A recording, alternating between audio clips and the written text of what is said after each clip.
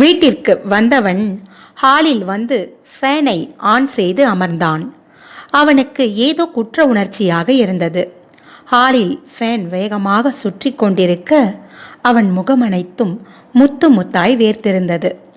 சமையல் அறையிலிருந்து காஃபி எடுத்து வந்த நளினி அவனை உற்று பார்த்தாள்.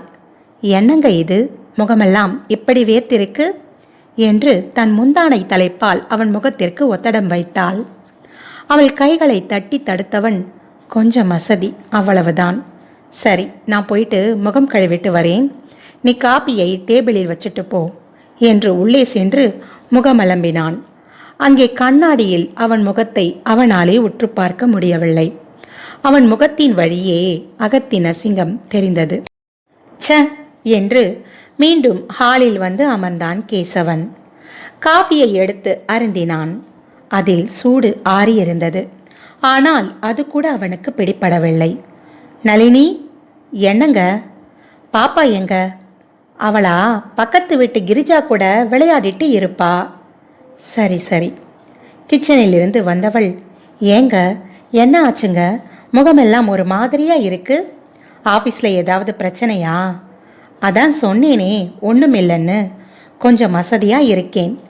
அவன் கோவமாய் சொல்ல, சரி ரூமில் போய் படுங்க, எதுக்கு இங்கே உட்காந்துட்டு இருக்கீங்க, போய் உள்ளே படுங்க. கோவமாய் எழுந்து உள்ளே சென்றான் கேசவன். இன்று ஏன் இப்படி, நான் ஏன் இப்படி நடந்து கொண்டேன்? ஒருவேளை வனிதா என்னை தடுத்திருந்தால் இப்படி நடந்திருக்காது. நான் செய்தது தவறா, இல்லை அவள் செய்தது தவறா? அவன் மனம் பித்து பிடித்தது. குழப்பத்தில் அப்படியே படுத்து உறங்கி போனான் கேசவன். இரவு சாப்பிட அழைத்தாலும் வரவில்லை, பசி இல்லை என்று சொல்லிவிட்டான். கொஞ்ச நாளா இவர் போக்கே சரியில்லை, ஏன் இப்படி நடந்து கொள்கிறார்? நளினி வசனப்பட்டாள். அடுத்த நாள் காலை வழக்கம் போல அவன் ஆபீஸுக்கு கிளம்பினான். நளினி பரபரப்புடன் அவனுக்கு லஞ்ச் பேக் செய்துவிட்டு வாசலில் வந்து நின்றாள். சரி, நான் கிளம்பட்டுமா? சரிங்க. எங்க அப்புறம் என்ன? சாயங்காலம் வரும்போது என்ன? அது என்னன்னு சொல்லிடி, ஆஃபீஸுக்கு நேரமாகுது. ஒரு முழம் பூ வாங்கிட்டு வரீங்களா? ஏன்? ஒன்றுமில்ல, சும்மா தான், வாங்கிட்டு வாங்க. உங்கள் அப்பன் வீடு பாரு, சும்மா தருவாங்களா? சரி, வாங்கிட்டு வரேன் என்று கிளம்பினான். முதல் நாள் அவன் மனதில் இருந்த குற்ற உணர்ச்சி இப்பொழுது மெதுவாக தளர்ந்திருந்தது. அவன் வழக்கம் போல ஆபீஸுக்கு கிளம்பினான். போகும் வழியில், நமக்கே நடந்ததை எண்ணி இரவெல்லாம் தூக்கம் இல்லையே, அங்கு வனிதா என்ன செய்து கொண்டிருக்கிறாளோ, ஒரு எட்டு போய் பார்த்து விட்டு வருவோம் என்று ஆபீஸுக்கு கிளம்பியவன் அப்படியே வனிதா வீட்டிற்கு சென்றான். வழக்கம் போல வனிதாவின் பையன் கிஷோர் வெளியில் அமர்ந்து படித்து கொண்டிருந்தான். கேசவனை பார்த்தவுடன் மெல்லிய புன்னகை. அவன் இங்கு வரும்போதெல்லாம் அவனிடம் சாக்லேட் அல்லது பிஸ்கட் எதையாவது கொடுத்து பழக்கி விட்டிருந்தான். அவன் புன்னகையை பார்த்து, ஐயையோ, வரும் அவசரத்தில் இன்னைக்கு நான் எதையுமே வாங்கி கொண்டு வரவில்லையே என்று அவன் கன்னத்தை மட்டும் கிள்ளிவிட்டு, இன்னைக்கு அங்கிள் எதுவும் வாங்கி வரவில்லை செல்லம், சரியா? நாளைக்கு உனக்கு 2 சாக்லேட்டா வாங்கிட்டு வரேன், ஓகேவா என்றான். உடனே தான் எதிர்பார்த்தது கிடைக்காத வருத்தத்தில் கிஷோர் முகத்தை சுழித்து கொண்டான். உள்ளே சென்றால் போட்டது அப்படியே போட்டபடி இருந்தது. வனிதா கட்டிலில் படுத்து நன்றாக உறங்கிக் கொண்டிருந்தாள். இவள் என்ன இப்படி தூங்கிக் கொண்டிருக்கிறாள்? திரும்பி கிஷோரை பார்த்தான். இவன் பள்ளிக்கு போக வேண்டாமா? எழுந்து எதுவும் செய்யாமல் அப்படியே உறங்கிக் கொண்டிருக்கிறாள். மணி என்ன ஆகிறது? வனிதா, வனிதா என்று குரல் கொடுக்க அவள் திடுக்கிட்டு எழுந்தாள். நீங்களா? வாங்க. ஆமா, என்ன இவ்வளவு நேரம் தூக்கம்? ஒன்றுமில்லை, கொஞ்சம் அசதியாக இருந்தது, அதான். சரி உட்காருங்க, எனக்கு ஆஃபீஸுக்கு நேரமாகுது. நீ என்ன பண்ணுறேன்னு ஒரு எட்டு பார்த்துட்டு போகலாம்னு வந்தேன். நான் என்ன பண்ண போகிறேன்? இல்லை, நேற்று நடந்ததை நினைத்து எனக்கே தூக்கம் வரலை, அதான் நீ என்ன பண்ணுறன்னு பார்க்க வந்தேன். உங்கள் அக்கறைக்கு ரொம்ப தேங்க்ஸ், கிளம்புங்க. அது வனிதா, போதும் போதும், நீங்கள் கிளம்புங்க, ஆஃபீஸுக்கு நேரமாகுது, சாயங்காலம் பார்க்கலாம். அவள் சிரித்துக்கொண்டு கண்ணடிக்க அவனும் குதூகலித்து கொண்டு கிளம்பினான். இவர்களின் இருவரின் பழக்கமும் இதே போல் தொடர்ந்தது. வனிதா இவர்கள் வீட்டிற்கு அடிக்கடி வருவதும், கேசவன் யாருக்கும் தெரியாமல் அவள் வீட்டுக்கு அடிக்கடி செல்வதும் வழக்கமாகி போனது. அப்படி ஒரு நாள் கேசவன் வரவில்லை. மறுநாள் வனிதா அவர்கள் வீட்டுக்கு வந்தாள். வா வனிதா. என்ன நளினி, வீடே அமைதியா இருக்கு, வீட்டில் யாரும் இல்லையா? இல்லை வனிதா, நானும் கண்மணியும் தான் இருக்கோம். உங்க வீட்டுக்காரர்? அவர் வேலை விஷயமா வெளியூர் போயிருக்காரு.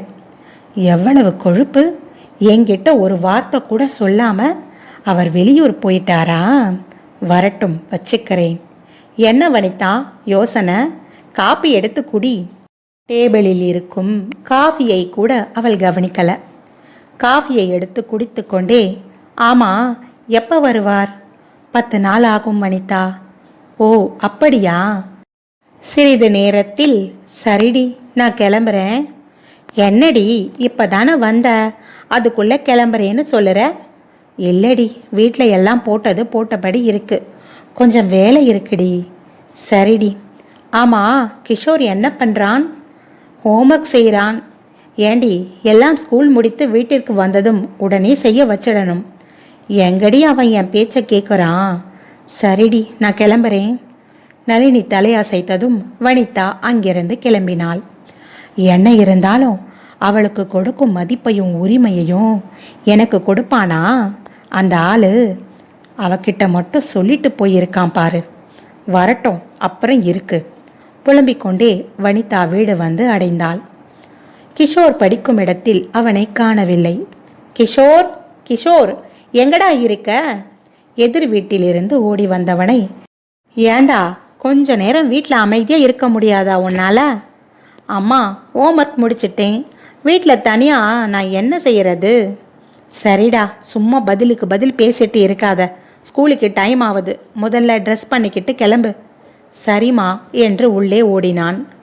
2 நாளில் கேசவன் வீட்டிற்கு வந்தான். வந்தவன் உடனே வனிதா வீட்டிற்கு சென்றான். வீடு பூட்டி இருந்தது. என்ன இவள், எங்க போயிருப்பா? அவள் ஃபோன் வேற சுவிட்ச் ஆஃப்ல இருக்கு. கேசவன் குழப்பத்தில் அங்கிருந்து கிளம்ப முற்படுகையில் எதிரில் வனிதா வந்து கொண்டிருந்தாள். அவளை கண்டதும் சந்தோஷத்தில் சிரித்து கொண்டே கேசவன் நின்றிருக்க, அவளோ முறைத்து கொண்டே கதவினை திறந்து உள்ளே சென்றாள். என்ன இவளின் போக்கு வினோதமாக இருக்கிறது என்று யோசித்து கொண்டு கேசவன் உள்ளே சென்றான். வழக்கம் போல கிஷோர் அவனிடம் சாக்லேட் கிடைக்கும் என அவனை பார்க்க, அவனும் வெளிநாட்டிலிருந்து வாங்கி வந்த சாக்லேட்டை கிஷோரிடம் கொடுத்துவிட்டு உள்ளே சென்றான். வனிதா, எங்க போயிருந்த எவ்வளவு காலையில்? வனிதா எதுவும் பேசாமல் அமைதியாக நின்றிருக்க, என்ன வனிதா நீ பதில் பேசாம இருக்க? அது உங்களுக்கு தேவையில்லாதது. நான் எங்க போனா உங்களுக்கு என்ன? உங்க வேலை எதுவோ அதை பாருங்க. என்ன இப்படி பேசுற? நான் உன்னை பார்க்க எவ்வளவு ஆசையா வந்தா, நீ என்னடான்னா இப்படி பேசுற? வேற எப்படி பேச சொல்றீங்க? நீங்க மட்டும் என்ன என்கிட்ட சொல்லிட்டா போனீங்க? ஓ, அதான் உன் கோவமா? ஆஃபீஸில் ஒரு முக்கியமான வேலை, அதனால தான் நான் போக வேண்டியதா போச்சு. இருக்கட்டும், என்னிடம் ஒரு வார்த்தை சொல்லிட்டு போலாம்ல? அதான் போய் 2 நாளில் வந்துட போகிறோம், வந்த உடனே சொல்லிக்கலாமன்னு பார்த்தேன். ஆனால் 1 வாரம் ஆகும்னு நான் எதிர்பார்க்கல. ஆமாம், இப்படி ஏதாவது ஒரு சாக்கு சொல்லுங்க. அப்படி இல்லை வனிதா, கோச்சுக்காத. இங்க வா, உனக்காக நான் என்ன வாங்கிட்டு வந்திருக்கேன்னு பாரு. உள்ளுக்குள் கோபம் இருந்தாலும் அவன் என்ன வாங்கி வந்திருக்கிறான் என்று ஆர்வமாய் பார்த்தாள். கையில் அழகிய பட்டுப்புடவை, விலை அதிகமாக இருக்கும் போல் தெரிகிறது. பார்ப்பதற்கு அவ்வளவு அழகாக இருந்தது. அதை பார்த்தவுடன் வனிதாவின் விழிகள் விரிந்தது. எனக்கா எனக்கா வாங்கிட்டு வந்தீங்க? உடனே அவன் கையில் இருந்து அதை வாங்கி கொண்டு, ரொம்ப அழகா இருக்குங்க. எவ்வளவு? அதெல்லாம் எதுக்கு உனக்கு? பிடிச்சிருக்கா? சூப்பரா இருக்கு. அவ்வளவுதான். வனிதாவின் கோபம் அந்த ஒரு புடவையில் காணாமல் போனது. அடுத்த நாளே வனிதா அதை டைலரிடம் ஜாக்கெட் தைப்பதற்காக கொடுத்தாள். இங்கே நளினிக்கும் புடவை ஒன்று வாங்கி வந்திருந்தான் கேசவன். அந்த புடவையை ஆர்வமாய் எடுத்து பார்த்து கொண்டிருந்த நளினியின் கண்ணில் அது பட்டது. அந்த புடவை வாங்கிய கடையின் பில் அது. அதில் 2 புடவைகளுக்கான பில் இருந்தது. விலையும் 10,000 போட்டிருக்கிறது. ஒரு புடவையின் விலை 5,000 என்று இருக்கிறதே. ஒரு புடவை நம்மிடம் கொடுத்தார், இன்னொரு புடவை யாருக்காக இருக்கும்? நளினி அந்த ரசீதை கேசவனிடம் காண்பித்து கேட்கலாமா வேண்டாமா என்ற குழப்பத்தில் இருக்க கேசவன் உள்ளே வந்தான். என்னங்க? சொல்லு. இந்த புடவை எவ்வளவு? அதெல்லாம் உனக்கு எதுக்கு? பிடிச்சிருந்தா கட்டிக்கோ, இல்லைனா விடு. ஏங்க இப்படி எரிஞ்சு விடுறீங்க? எவ்வளவு என்று தானே கேட்டேன். 5,000. அப்படியா? பரவாயில்லை, நம்ம ஊர்ல இன்னும் ரேட் கூட இருக்கும். புடவை நல்லா இருக்கு. இன்னும் ஒரு புடவை வாங்கி இருக்க வேண்டியது தானே? உடனே கேசவன் அதிர்ச்சியாய் அவளை பார்த்து, ஏன், எதுக்கு அப்படி கேட்குற? இல்லைங்க, புடவை டிசைன் சூப்பராக இருக்கு, விலையும் கம்மியாக தான் சொல்கிறீங்க. இன்னும் ஒரு புடவை வாங்கி இருக்கலாமேன்னு சொன்னேன். ஆமாம், இது ஒன்றையே வாங்கலாமா வேணாமான்னு யோசித்தேன். மேடமுக்கு இன்னொரு புடவை வேற கேட்குதா? வேலையை பாருடி, சும்மா எதையாவது பேசிக்கிட்டு என்று புலம்பிக் கொண்டு கையை கழுவி சாப்பிட அமர்ந்தான் கேசவன். அவன் அருகில் அமர்ந்தபடி உணவினை பரிமாறினாள் நளினி. அவளுக்கு மனதிற்குள் ஒரு வருடல். என்னவாயிருக்கும்? அந்த புடவை யாருக்காக இருக்கும் என்று உள்ளுக்குள் குழப்பமாக இருந்தாள்.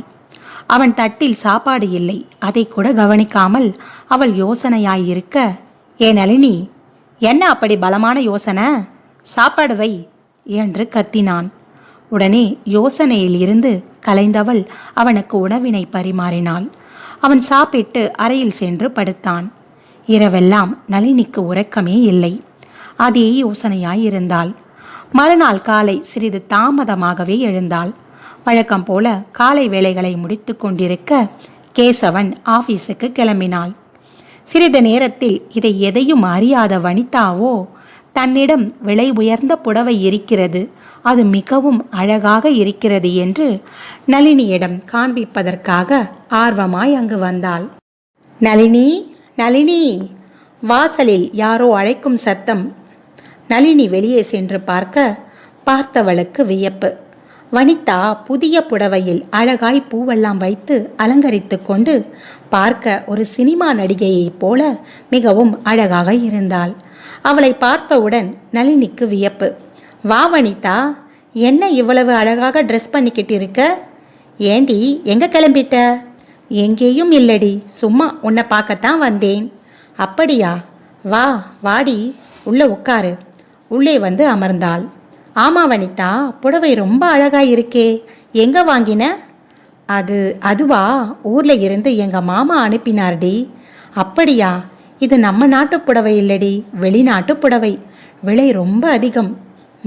சூப்பரா இருக்குடி என்று அவளை புகழ்ந்து விட்டு உள்ளே சென்று காப்பி போட்டு கொண்டிருந்த நளினிக்கு சற்றே சிந்தனையில் ஒரு சறுக்கல். இந்த புடவையை பார்த்தால் அவர் நமக்கு வாங்கி வந்த புடவையைப் போலவே இருக்கிறதே. சிறிது டிசைனில் தான் மாற்றம், கலர் கொஞ்சம் வித்தியாசம், அவ்வளவுதான். மற்றபடி பார்ப்பதற்கு நம் புடவை மாதிரியே தான் இருக்கிறது என்று தன் மனதிற்குள் எண்ணிக்கொண்டிருக்க, வனிதாவோ அங்கே கேசவன் இருக்கிறானா என்று தன் பார்வையை சுற்றிலும் படரவிட்டாள். அவள் தன்னை அழகாக அலங்கரித்து கொண்டு வந்திருப்பது அவனும் பார்க்க வேண்டும் என்ற ஆர்வத்தில்தான். சாயங்காலம் வரை அவளுக்கு பொறுமை இல்லை. சுற்றுமுற்றும் பார்த்து கொண்டிருந்தாள். ஆனால் அங்கு கேசவன் இல்லை. காப்பியை எடுத்து வந்து வனிதாவிடம் கொடுத்துவிட்டு நளினியும் எதிரில் சோபாவில் அமர்ந்து காஃபி குடித்தபடியே அவளை உற்று பார்த்து கொண்டிருந்தாள். என்னடி அப்படி பார்த்துட்டு இருக்க? இல்லடி, இந்த புடவையும் அதன் டிசைனும் எங்கேயோ பார்த்த மாதிரி இருக்கு, அதான். ஏண்டி, இந்த டிசைன் புடவையெல்லாம் நம்ம ஊர்ல எங்கேயும் பார்த்திருக்க முடியாது, இது வெளிநாட்டு புடவை. ஓ, சரி சரி என்று அவள் அமைதியானாள். அதன் பின்பு வனிதா அங்கிருந்து கிளம்பியதும் நளினியின் மனதில் லேசாக சந்தேகம் முளைக்க தொடங்கியது. அவள் அந்த ரசீதை பார்த்தது. 2 புடவை, ஒன்று என்னிடம் இருக்கிறது, அந்த இன்னொன்று இதுவாக இருக்குமோ என்ற சந்தேகம் அவள் மனதிற்குள் புதைந்தது. அதன் பின்பு கேசவனை கண்காணிக்க ஆரம்பித்தாள். அவன் போனில் பேசும் உரையாடல்கள் மற்றும் அவன் வாட்ஸ்அப் அத்தனையும் சோதனை செய்தாள். அதை பார்த்த அவளுக்கு காத்திருந்தது அதிர்ச்சி. அவன் அடிக்கடி வனிதாவிற்கு போன் செய்திருப்பது தெரிந்தது. உடலும் மனமும் பரபரத்தது நளினிக்கு. அவனிடம் இதை எதையும் தெரியாதவள் போல் தன் துன்பத்தை உள்ளுக்குள் மறைத்து இயல்பாயிருந்தாள். நாட்கள் செல்ல செல்ல கேசவனுக்கும் உள்ளுக்குள் உறுத்தலாக இருந்தது. இந்த விஷயத்தை அப்படியே நாசுக்காக முடிக்க வேண்டும். முதலில் இப்படி எண்ணங்கள் தோன்றிய போதே அதற்கு தடை போட்டிருக்க வேண்டும். அவனின் இன்னும் ஒரு மனது இது நியாயமா? உன்னை சந்தேகப்படாத உத்தமமான மனைவிக்கு நீ துரோகம் செய்யலாமா என்று அவனின் உள்மனது குற்ற உணர்ச்சியில் தவித்தது. அதை சிறிதும் பொருட்படுத்தாமல் அவன் வனிதாவை சந்திக்க முடிவெடுத்தான். வனிதாவை அவன் முதலில் சந்தித்த நாள் நினைவுக்கு வந்தது. அன்று அவன் வேலையிலிருந்து வீட்டிற்குள் நுழைந்தவுடன் வீட்டின் ஹாலில் அவன் மகளுடன் ஒரு சின்ன பையன் விளையாடி கொண்டிருந்தான். அவனை பார்த்ததும் ஐ டாடி வந்துட்டாங்க என்று கண்மணி ஓடி வந்து அவனை அணைத்து கொண்டாள். உள்ளே இருந்த நளினி வந்துட்டீங்களா, வாங்க முகம் கழுவிட்டு வாங்க என்று சொல்லி அவனிடம் டவலை கொடுத்தாள். அவன் கண்மணியை பார்த்து கொண்டே உள்ளே செல்ல டாடி என்ன வாங்கிட்டு வந்தீங்க என்று மீண்டும் அவனிடம் ஓடி அவன் கால்களை இறுக்கமாக பிடித்து கொண்டாள் கண்மணி. அப்பாவை விடு, அவர் முகம் கழுவிட்டு வரட்டும் நளினி சொல்லி கொண்டிருக்க அவளின் பின்புறமாக வந்து நின்றாள் ஒரு பெண். ஏதோ சோகமான முகத்துடன் அவளை பார்க்க நன்றாக அழுதிருப்பாள் என்று தெரிந்தது. இவள் என்னோட கிளாஸ்மேட்டுங்க, எதாச்சியா கோவிலில் பார்த்தேன், நான் தான் வீட்டுக்கு வர சொன்னேன். இவ பேரு வனிதா, இது இவளோட குழந்தை என்றாள். ஹலோ என்று வனிதாவை பார்த்து ஒரு புன்முறுவல் பூத்த கேசவன் உட்காருங்க இதோ வந்துடுறேன் என்றவாறு உள்ளே போய் முகத்தை கழுவிக்கொண்டு வேறு ஆடைகளை அவன் மாற்றும்போது அங்கே வந்த நளினி ஏங்க இவ பாவம், இவளோட புருஷன் வேற யாரோ பொண்ணோட தொடர்பு வச்சுண்டு இருந்திருக்காரு, அது தெரிஞ்சு இவ அதட்டி கேட்டிருக்கா. இவளுக்கு விஷயம் தெரிஞ்சதால அவரு இவகிட்ட நான் இப்படி தாண்டி இருப்பேன்னு சொல்லிட்டு இவளை விட்டுட்டு அந்த பெண்ணோடையே போயிட்டாராம். இவளை விவாகரத்தும் பண்ணிட்டாராம். பாவம் இவ இந்த குழந்தைய வச்சுண்டு கஷ்டப்படறா. என்கிட்ட சொல்லி ஒரே அழங்க. பாவம், அவகிட்ட ஆறுதலா 2 வார்த்தை பேசுங்க என்றாள் நளினி. சரி என்று கூறிவிட்டு வந்து ஹாலில் வனிதாவுக்கு எதிரே உட்கார்ந்தான் கேசவன். நளினி கையில் காப்பியுடன் வந்து அவனுக்கும் வனிதாவுக்கும் கொடுத்துவிட்டு தனக்கும் ஒரு கோப்பையை எடுத்துக்கொண்டு கேசவன் அருகே உட்கார்ந்தாள். கிஷோர் என்கிட்ட வாப்பா என்றபடி அவனை அணைத்து கொண்டு இங்க பாரு, நீ நல்லா படிக்கணும் சரியா? நீங்க எதுக்கும் கவலைப்படாதீங்க, அங்கிளும் ஆன்ட்டியும் இருக்கோம் ஓகேவா? சரி வா, நானும் நீயும் கண்மணியும் விளையாடலாமா என்றபடி அவனை அழைத்து கொண்டு அறைக்கு போனான். தோழிகள் இருவரும் பேச ஆரம்பித்தனர். நீ எதுக்கும் கவலைப்படாதடி, நாங்க இருக்கோம். ஏதாவது உதவின்னா நீ தாராளமா எங்களிடம் கேட்கலாம். இதை கேட்ட வனிதாவின் முகம் மலர்ந்தது. சிறிது நேரம் கழித்து வனிதா அங்கிருந்து கிளம்பினாள். அன்றிலிருந்து ஒவ்வொரு நாளும் வனிதாவின் வருகையும் நெருக்கமும் அதிகரித்தது. இப்படியே வனிதாவின் கதைகளை கேட்டு கேட்டு அவள் விடும் கண்ணீரில் கேசவனும் நளினியும் கரைந்து கொண்டிருந்தனர். பெண்ணின் கண்ணீரும் ஆணின் தேவையற்ற இரக்கமும் குடும்பத்தை அழிக்கும் ஆயுதம் என்பதை இருவருமே உணர மறந்தனர். வனிதாவின் மனதிலும் கேசவன் மனதிலும் தீ எரிய ஆரம்பித்தது. நளினிக்கு தெரியாமல் வெளியே இருவரும் அடிக்கடி சந்திக்க ஆரம்பித்தனர். இந்த பழக்கம் மிகவும் நெருக்கமாக மாறி இன்று அது மரமாக வளர்ந்து நிற்கிறது. கேசவன் இதையெல்லாம் யோசித்து கொண்டே வனிதாவை பார்க்க சென்று கொண்டிருந்தான். நளினிக்கும் இந்த விஷயம் தெரிந்து வெகு நாட்களானது. அவள் நிலை குலைந்து போனாள். ஆனால் அவர்கள் இருவரிடமும் ஒரு வார்த்தை கூட கேட்காமல் மனதுக்குள்ளேயே போட்டு புழுங்கிக் கொண்டிருந்தாள். ஒருவேளை நாம் அவரிடம் இதை கேட்டுவிட்டால் வனிதாவின் நிலைதான் எனக்கு தெரியாது என்று நினைக்கும் வரைத்தான் இவர்களின் இந்த இரகசிய சந்திப்பு. ஒருவேளை எனக்கு தெரியும் என்று தெரிந்தால் அவர்கள் இருவரும் என்னை ஒதுக்கிவிட்டு இந்த உறவை முறையாக்கிக் கொள்ள நினைப்பார்கள். வேண்டாம், நம் தலையில் நாமே மண்ணை அள்ளி போட்டுக் கொள்ளக்கூடாது என்று அவள் அமைதியாக இருந்தாள். ஒரு நாள் கேசவனின் தாய் பாக்கியம் வீட்டிற்கு வந்தாள். அழைப்பு மணியை அழுத்தினாள். கதவு திறந்ததும் மலர்ந்த முகத்துடன், கேசவா, எப்படி இருக்கப்பா? அம்மா, வாங்கம்மா வாங்க என்றான். அவனை அணைத்து கொண்டு உள்ளே வந்தாள் பாக்கியம். அங்கே ஹாலில் சோபாவில் இயல்பாக அமர்ந்திருந்த வனிதா திடுக்கிட்டு எழுந்து வணக்கம் வைத்தாள். இருக்கட்டும்மா, மரியாதை மனசில் இருந்தா போதும், உட்காரு. உள்ளிருந்து வந்த நளினி அவளை பார்த்ததும் அத்தை என்று அவளை ஓடி வந்து அணைத்து கொண்டாள். ஏனோ அவளையும் மீறி அவள் கண்களில் கண்ணீர் துளிகள் பெருக்கெடுத்தது. என்ன நளினி இது, சின்ன குழந்தையாட்டம், கண்ணை தொட என்றாள். அவளை நிமிர்ந்து பார்த்த பாக்கியம், ஏம்மா, இந்த வீட்டுக்கு நீ மருமகளா வந்து எத்தனை வருஷம் ஆகுது? இவ்வளவு நாளா என்னை நீ அம்மான்னு தானே கூப்பிட்ட, என்ன புதுசா அத்தைன்னு கூப்பிடறே என்று அவளை அணைத்து முத்தம் வைத்தாள் பாக்கியம். அது அது வந்து அத்தை, இல்லை இல்லை அம்மா, ஏதோ குழப்பத்தில் என்று தலையை சொரிந்தவளை, சரிம்மா, நீ போய் எனக்கு குடிக்க தண்ணீர் கொண்டு வா. ஐயோ சாரிம்மா, பேசிக்கிட்டே இருந்ததில் மறந்துட்டேன் என்று கூறிவிட்டு விறுவிறுப்பாக உள்ளே சென்று தண்ணீரை எடுத்து வந்து கொடுக்க அதை வாங்கி பருகியவள் அங்கே நின்று இருந்த வனிதாவை பார்த்தாள். யாருமா இது? நளினியை பார்த்து கேட்க, இவ என்னோட தோழி வனிதாம்மா, என் குடியை கெடுக்க வந்தவள் என்று உள்ளுக்குள் குமைந்தாள் நளினி. பாக்கியம் ஷோபாவில் உட்கார்ந்து கொண்டு, வாமா வனிதா, இங்கே வந்து உட்காரு என்றாள். இருக்கட்டுமுங்க என்று அங்கே நின்றிருந்த வனிதாவை பார்த்து, வாமா, என்னை நீயும் அம்மானே கூப்பிடலாம், நீயும் என் பொண்ணு மாதிரி தாம்மா என்றாள் பாக்கியம். தயங்கியபடியே வந்து உட்கார்ந்தாள் வனிதா. ஆமா வனிதா, உனக்கு பசங்க எத்தனை? உங்க வீட்டுக்காரர் எங்க வேலை செய்கிறாருமா? பாக்கியம் இப்படி கேட்டதும் வனிதா திரு திருவென முழித்தாள். என்னம்மா, பதிலையே காணோம். அவள் சொல்வதற்குள், அம்மா, அவங்க வீட்டுக்காரர் இல்லைம்மா, பாவம், டைவர்ஸ் பண்ணிட்டு போயிட்டாருமா. இவங்க சின்ன குழந்தைய வச்சுக்கிட்டு கஷ்டப்படுறாங்க, பாவம். பாக்கியம் உடனே அவனை முறைத்தாள். நீ சொல்லுமா வனிதா, உங்க திருமணம் காதல் திருமணமா இல்லை வீட்டிலே பார்த்து ஏற்பாடு செஞ்சதா என்றாள் பாக்கியம்.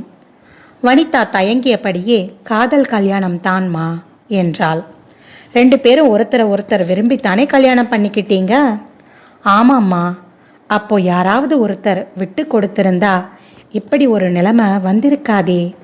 வனிதா அமைதியாக இருக்க, இங்க பாரு, சின்ன பையன், அப்பா பாசம் இல்லாமல் வளரணுமா? அவனுக்கு மனசுக்குள்ள எவ்வளவு வருத்தம் இருக்கும். இல்லைம்மா, அவனுக்கு அவங்க அப்பாவை சுத்தமாக பிடிக்காதுங்கம்மா. சின்ன குழந்தைங்களுக்கு என்ன தெரியும்மா, அதுங்க மனசு அப்படித்தான் நினைக்கும். இல்லைம்மா, அவர் வேற பொண்ணோட தொடர்பு வச்சுக்கிட்டு என்னை விட்டுட்டு அவளை கட்டிக்கிட்டாருமா. அப்படியா? அச்சச்சோ. சரி, போனது போகட்டும். உனக்கும் சின்ன வயசு, துணைக்கு யாரும் இல்லாமல் வாழறது கஷ்டம். ஆனால் ஒன்றுமா, உனக்கு வந்த இந்த கஷ்டம் உன்னை மாதிரி இன்னொரு பொண்ணுக்கு வரக்கூடாது, வரவே கூடாதுமா. என்னம்மா, நான் சொல்றது சரியா என்றாள் பாக்கியம். ஆமா ஆமாம்மா திணறினாள் வனிதா. கண்டிப்பா வரக்கூடாதுமா. இதுக்கு பதில் சொல்ல ஏன் இப்படி திணற என்றாள் பாக்கியம் அழுத்தமான குரலில். என்ன, நான் சொல்றது சரியா கேசவா என்றாள். இப்போது கேசவன் படபடப்பாக, ஆமாம்மா, பாவம் இவங்க என்றான். கேசவனையே உற்று பார்த்த பாக்கியம், அதுக்கு தாப்பா சொல்றேன், நீயும் நளினியும், ஏன் நானும் கூட முயன்றால் இந்த பொண்ணுக்கு ஒரு நல்ல வாழ்க்கையை ஏற்படுத்தி கொடுக்க முடியாதா என்றாள். கேசவனும் நளினியும் தலையை வேகமாக ஆட்டினர். ஒருத்தரோட கஷ்டமான நிலைமைக்கு நாம வருத்தப்படுறதுனாலையோ ஆறுதல் சொல்றதுனாலையோ அவங்களோட கஷ்டத்தை தீர்க்க முடியாது. கவலைப்படுறத நிறுத்திட்டு அதுக்கு தீர்வு காண்றதுல தான் நல்ல வழி. என்னப்பா சொல்ற என்றாள் கேசவனை பார்த்து. கேசவன் ஆமாம்மா சரிதான் என்றான். சரி, இவளும் என் பொண்ணு மாதிரிதான். டே கேசவா, எனக்கு ஒரு பெண் பிள்ளை இல்லையேன்னு நான் எவ்வளவு வருத்தப்பட்டேன். இப்போ இவளை பார்த்ததும் எனக்கு என் பொண்ணுங்கிற உணர்வு தோணுதுடா. உனக்கு ஒரு தங்கச்சி கிடைச்சிருக்கா, பார்த்துக்க. கேசவன் மற்றும் வனிதாவின் முகங்கள் 7 கோணலாகின. என்னடா நான் சொல்றது சரிதான கேசவா? ஆமாம்மா சரிதான். நளினிக்கு உள்ளுக்குள் சிரிப்பை அடக்க முடியவில்லை. என்னம்மா நளினி, நான் சொல்றது சரிதானே? நீ என்ன சொல்ற? ஆமாம்மா, நான் நினைத்தேன் நீங்க சொல்லிட்டீங்கம்மா. பாவம் வனிதா, எத்தனை நாள் தான் இப்படி பிள்ளைய வச்சுக்கிட்டு கஷ்டப்பட்டுட்டு இருப்பா. எனக்கு எப்பவும் வனிதாவை நினைச்சி தூக்கமே வரதில்லம்மா. நளினி எனக்கு மருமகள்னாலும் நான் அவளை என் மகளாத்தான் பார்க்குறேன். ஆனால் இன்று எனக்கு மகளை போல நீ கிடைச்சிட்டேம்மா. அதாவது உன்னோட தங்கை மாதிரிடா. உன்னை அண்ணான்னு கூப்பிட்டாலும் தப்பில்லை, சரியா என்றாள். சரி, நீ இவளை பாதுகாப்பா ஒரு அண்ணனா கூட்டிட்டு போய் அவ வீட்டில் விட்டுட்டு வா, சரியா? அப்புறம் இவன் புருஷனை பார்த்தா, ஏண்டா அறிவு கெட்டவனே, உனக்கு மனசாட்சி இருக்கா? இப்படி வீட்டில் கிளி மாதிரி பொண்டாட்டிய வச்சுக்கிட்டு குரங்கு மாதிரி ஒரு வப்பாட்டி கேக்குதான்னு நாக்கு புடுங்கிக்கிற மாதிரி கேளுடா. ஏண்டா இந்த மாதிரி கட்டின பொண்டாட்டிக்கு துரோகம் சேரியே, நீ எல்லாம் நல்லவ வயிற்றுல தான் பிறந்தியான்னு கேளு. அம்மா, ஏண்டா கத்துற? இந்த மாதிரி பிள்ளைங்க பெத்தவங்களுக்கு தேடித்தர மதிப்பு இதுதாண்டா. 10 மாதம் சுமந்து பெத்து அரும்பாடு பட்டு வளர்த்து பிள்ளைங்களுக்கு நல்லது கெட்டது சொல்லி கொடுத்து வளர்த்த பெத்தவளுக்கு அவங்க நல்ல பேரை தேடி தராட்டாலும் பரவாயில்லை, இப்படி கெட்ட பேரை தேடி தராம இருக்கலாமல்ல? பாக்கியம் கண் கலங்கி பேசினாள். தலையை சற்றே திருப்பி, ஏம்மா வனிதா, நீயும் சும்மா விடாதம்மா. இப்படி ஒரு குடும்பத்தில் நுழைஞ்சு அந்த குடும்பத்தோட சந்தோஷத்தை அழிக்கிறியே. நீ எல்லாம் நல்லவ வயிற்றுல தான் பிறந்தியான்னு அந்த மூதேவியை நாக்கு புடுங்கிக்கிற மாதிரி கேள்வி கேளு. ஊரில் உழைச்சி பொழைக்க எவ்வளவோ தொழில் இருக்கு, அதை விட்டுட்டு இப்படி ஒரு பொழப்பு பொழைக்கிறியே, நீ எல்லாம் என்ன ஜென்மம்னு அவளை நாக்கு புடுங்கிக்கிற மாதிரி கேளு. வனிதா பொறுக்க மாட்டாது ஓவென்று அழ பாக்கியம் அருகில் வந்து, ஏம்மா வனிதா, நீ எதுக்குமா அழுவுற? ஒரு குடும்பத்தில் நுழைஞ்சு அந்த குடும்பத்துக்கு துரோகம் செஞ்ச அவ தான் குத்த உணர்ச்சியில் அழுகணும். ஒரு பாவமும் செய்யாத நீ ஏன் அழுகணும்? அழாதம்மா. அவளை அணைத்து ஆறுதல் சொல்லிவிட்டு, உனக்கு கண்டிப்பா ஒரு நல்லது நடக்கும்மா, சரியா? நீ மறுபடியும் வாழ்க்கையிலே சந்தோஷமா இருக்க நாங்க எல்லாரும் சேர்ந்து ஏற்பாடு செய்வோம் என்றாள் தீர்மானமான குரலில். வனிதா கண்களில் கண்ணீர் தழும்ப, அம்மா என்னை ஆசிர்வாதம் செய்யுங்கோ என்றபடி காலில் விழுந்து வணங்கினாள். நான் போயிட்டு வரேம்மா என்றாள். கிஷோர் பாக்கியத்தின் அருகில் வந்து, பாட்டி பாய் என்றபடி இருவரும் கிளம்பினர். அம்மா, நான் வனிதாவை பத்திரமா அவங்க வீட்டிலே விட்டுட்டு வரேன் என்றபடி தன் பைக்கை உயிர்ப்பித்தான் கேசவன். அவர்கள் சென்ற திசையை பார்த்து நின்றிருந்த பாக்கியத்தின் காலில் ஏதோ சில் என்று பட்டார் போல் இருக்கவே கீழே பார்த்தாள். நளினி குனிந்து நமஸ்காரம் செய்துவிட்டு படுத்தபடியே நிமிர்ந்து, என்னையும் ஆசிர்வாதம் செய்ங்கோமா என்றாள் தழுத்தழுத்த குரலில். அவளை மேலே தூக்கி அப்படியே அணைத்து கொண்டாள் பாக்கியம். மனம் விட்டு அழுதாள் நளினி. இவ்வளவு துக்கத்தை மனதில் எப்படிமா வச்சிருந்த? ஏன் கண்ணு? அழக்கூடாது, பெண்கள் பலவீனமே இந்த கண்ணீர். அதனால்தான் ஆண்கள் ஏமாற்றுகிறார்கள். இவ்வளவு விஷயம் நடந்தும் ஏம்மா என்கிட்ட ஒரு வார்த்தை கூட சொல்லல? அதற்கும் அவளிடத்தில் கண்ணீரே பதிலாயிருந்தது. நான் என்ன செய்யட்டும்மா? எனக்கு புரியல. எனக்கு தினம் தினம் நரகமாயிருந்தது. நீ கவலைப்படாதே, இனி உனக்கு துணையா நான் இருப்பேன். நான் விட்ட விடல 2த்துக்கும் புத்தி வந்திருக்கும். கண்டிப்பா இனி அவங்க தப்பு பண்ண மாட்டாங்க. அம்மா, உங்களுக்கு எப்படிம்மா இந்த விஷயம் தெரியும்? பாக்கியம் மெல்லிய புன்னகையில், ஏம்மா, நான் ஊரிலிருந்து இங்கே வந்து தங்கும்போதெல்லாம் பக்கத்து வீடு எதிர் வீடுன்னு போய் பேச்சுவார்த்தை வச்சுக்கிறது எதற்காக? அவங்க நட்பும் ஆதரவும் நமக்கு சில சமயங்களில் பயன்படும். அதற்காகத்தான். நீ நினைக்கலாம் அத்தை நம்மை வேவு பார்க்கத்தான் இப்படி செய்கிறார்கள் என்று. அது அப்படி இல்லைம்மா. நம்முடைய குழந்தைங்க நல்லா இருக்காங்களான்னு அப்பப்போ நான் வரும்போது அவங்க கிட்ட விசாரிப்பேன். நான் வரும்போது எதிர் வீட்டு பார்வதி வெளியில் நின்றுட்டு இருந்தா. எப்படி இருக்கீங்க அம்மான்னு என்னை விசாரிச்சா. நானும் அவகிட்ட பேச்சு கொடுத்தப்ப அவ தான் இந்த விஷயத்த சொன்னா. அவளுக்கு இந்த வனிதா அடிக்கடி இங்கே வந்து போகிறது பிடிக்கல போல. அவளை பார்த்தா ஆள் சரியில்லைம்மா, நீங்கள் கொஞ்சம் என்னன்னு பாருங்கன்னு சொன்னா. நீயும் கொஞ்ச நாளாக ஃபோன் செய்யும் போதெல்லாம் உன் பேச்சில் தெம்பே இல்லை. என்னம்மான்னு கேட்டா உடம்பு சரியில்லைங்கம்மான்னு சாக்கு சொல்லுற. எனக்கு என்னவோ சரியா படலை. அதான் கிளம்பி வந்தேன்.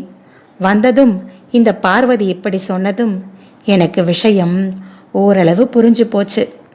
இங்க பாரு நளினி, என் பிள்ளைய மட்டும் இதில் தப்பு சொல்ல முடியாது. உன் மேலையும் இதில் தப்பு இருக்கு.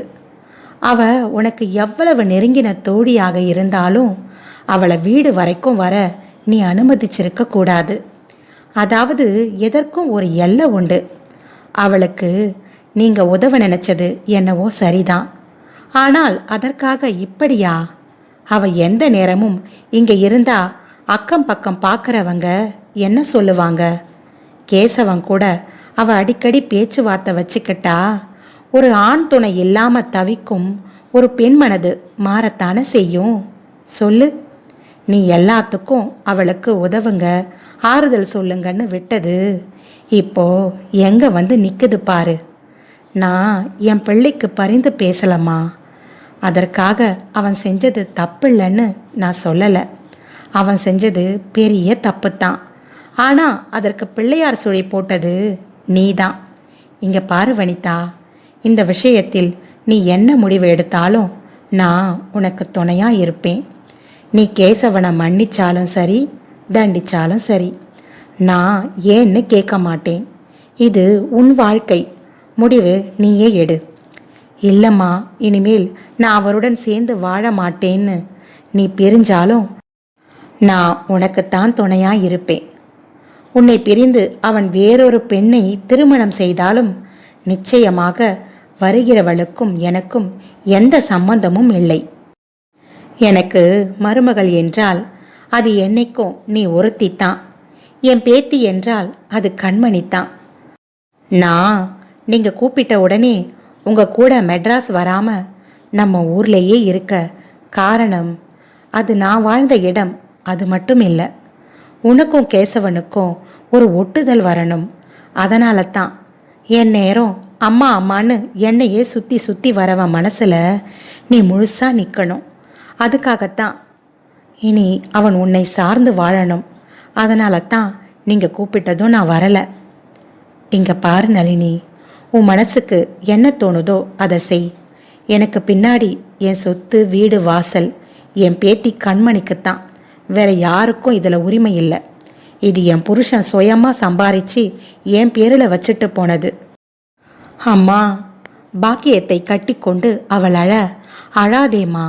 நீ என்ன முடிவெடுத்தாலும் இந்த அத்தை உன் கூட இருப்பேன், நீ கவலைப்படாதே சொல்லிவிட்டு பாக்கியம் அங்கிருந்து கிளம்பினாள்.